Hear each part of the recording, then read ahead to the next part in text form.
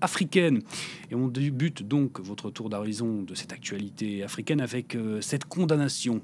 La Cour pénale internationale a donc rendu son verdict dans le procès d'Al Hassan. Ce dernier est reconnu coupable de crimes de guerre et de crimes contre l'humanité. C'est un ancien chef de police malien impliqué dans des exactions à Tombouctou. C'était en 2012 et 2013. Et pour en parler avec nous, Mame Mandiang Diang, procureur adjoint de la Cour pénale internationale, justement. Bonjour.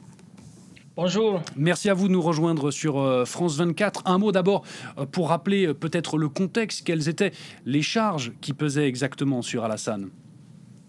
Michel Al Hassan avait été poursuivi pour un certain nombre de charges pour crimes de guerre et crimes contre l'humanité. Ces charges variaient de la torture à d'autres types d'actes inhumains. Le fait d'avoir passé des sentences sans avoir un jugement régulier, le fait aussi d'avoir perpétré de la persécution basée sur le genre ou des crimes sexuels. C'est autant de charges qui avaient été retenues contre M. Al Hassan. Monsieur Al Hassan, sa défense, en tout cas, elle disait que c'était un petit poisson, d'une certaine manière, et qu'il ne faisait que répondre aux ordres. On imagine que la Cour n'a pas suivi cet avis. Oui, non, la Cour n'a pas suivi cet avis parce que nous avions montré au cours de ce procès, qui a duré quand même un certain temps. 4 ans quand même, que même s'il avait commencé au niveau de cette police comme un simple interprète, il a très vite gravi les échelons et il était fait référence à lui dans le cadre de cette police comme étant le commissaire ou en tout cas le numéro 2 de cette police islamique, entre parenthèses, qui a perpétré toute une série d'actes, notamment contre les femmes, en fait contre toute la population de Tombouctou. C'est le second procès sur l'occupation de Tombouctou devant la Cour pénale internationale. Peu avant, c'était Ahmed Al-Mahdi, un agent de la SBA, qui avait, lui, écopé de 9 ans de prison pour crimes de guerre. Après avoir plaidé coupable, 9 ans de prison donc, et est-ce qu'on pourrait s'attendre à une peine similaire pour M. Al Hassan, justement ? Bon, la peine est de la province des juges, mais ce qu'il faut retenir, c'est que l'étendue des charges retenues contre M. Al Hassan est beaucoup plus large que ce qui avait été retenu dans le cadre de ce plaide coupable de El Mahdi. Mais bien entendu, il appartiendra aux juges de déterminer la peine. Mais nous, pour ce qui nous concerne, nous estimons effectivement les faits pour lesquels il a été retenu coupable, en fait, sont d'une telle gravité que ça mériterait effectivement une peine exemplaire.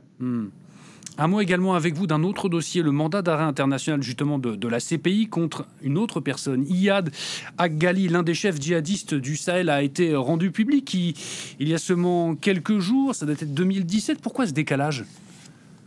Oui, non, mais parce qu'en fait, vous savez qu'il y a plusieurs considérations qui président en fait au maintien sous scellé ou à la publicité des mandats d'arrêt. Ces considérations peuvent varier par exemple, des exigences de protection des témoins ou même de l'efficacité qu'on veut se donner en termes de succès pour l'arrestation. Et donc, c'est quelque chose qui est évalué en permanence. Et là, c'est un moment où on avait estimé qu'il était plus de l'intérêt de la justice d'enlever le scellé de ce mandat d'arrêt. Et nous en avons saisi les juges qui, après une évaluation, nous ont suivis en autorisant effectivement la levée de ce mandat d'arrêt. À noter également, dès que les crimes commis contre des populations civiles continuent, justement au Sahel, à Moura, notamment au Mali, c'était en 2022, à Karma, au Burkina, en 2023, des centaines de civils avaient été massacrés. De quels moyens dispose aujourd'hui la Cour pénale internationale, justement, pour se saisir de ce genre de dossier et de poursuivre les auteurs de ces crimes ?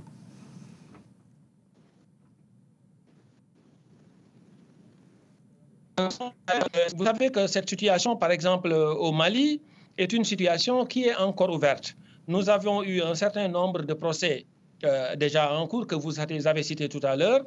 Et le Mali reste une zone d'investigation et il y a plusieurs critères qui nous permettent d'être saisis de ce qui se passe là-bas.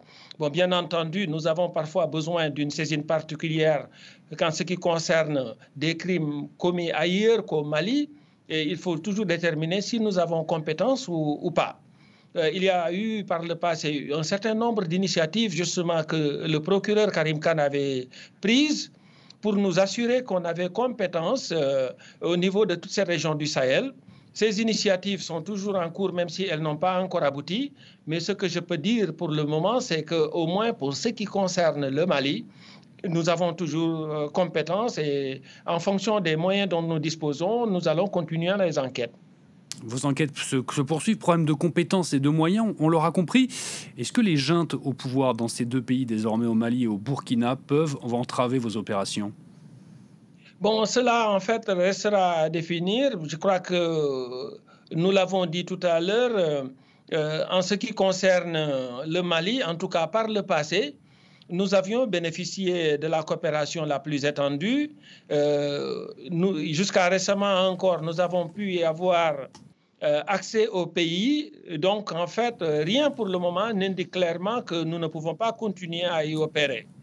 Bon, il est vrai maintenant que le retrait des Nations Unies, etc., qui était en fait qui offrait un soutien logistique extrêmement important, peut être, je ne dirais pas une entrave, mais nous enlève une certaine facilité. Mais l'accès sur le territoire est toujours là.